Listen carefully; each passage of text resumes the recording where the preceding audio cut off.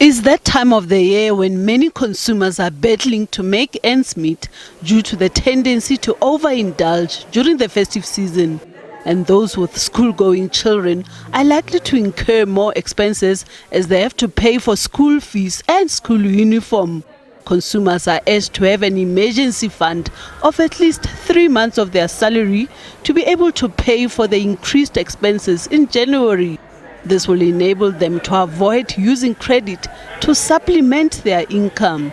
I think generally consumers should avoid the temptation of taking on too much debt to cover the demanding costs at the beginning of the year for schooling, the school fees, the uniforms, textbook, stationery, and also recovering from overspending over the festive season. So discipline is required to not go too much into debt and make sure that you set a good budget at the beginning of the year, and that will determine how you handle your finances for the rest of the year. So it's important to start on a good footing and recover from the overspending from the festive season, but plan well for the year ahead and avoid taking on excessive debt. Having a will and updating it on a regular basis will ensure that your assets are distributed according to your wishes when you pass away. You also need to have life cover so that your dependents are well taken care of and that your debts are settled.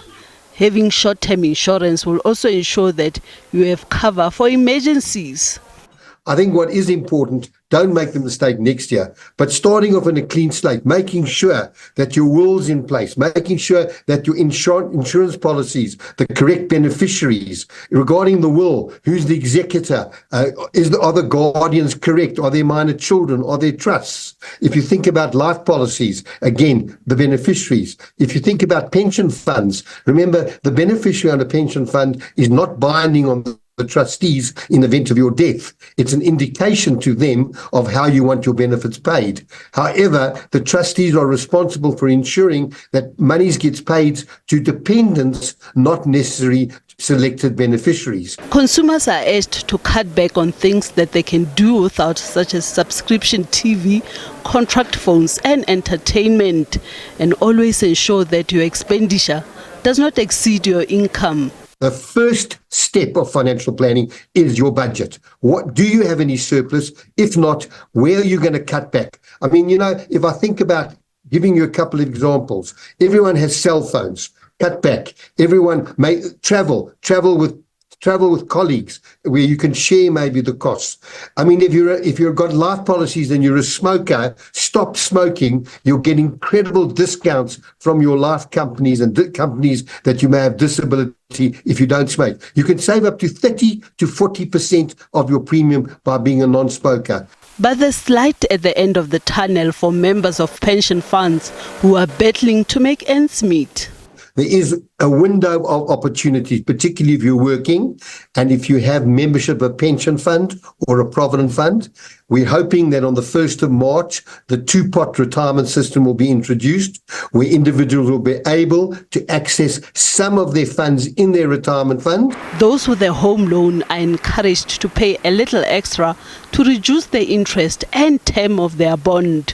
Paying an extra 1,000 rand on a 1 million rand home loan will help reduce your 20-year home loan term to 15 years, and you will also save 468,000. For a 2 million rand home loan, you will reduce the term of your home loan to 17 years and save just over 564,000 rand. It will be amazing for many consumers to find out just a little extra. You don't have to pay 1.5 times or double your current installment, but just a little extra every month will go a long way over a 20-year or 30-year bond in reducing the capital amount you pay and also in reducing the number of years that you have to repay the home loan.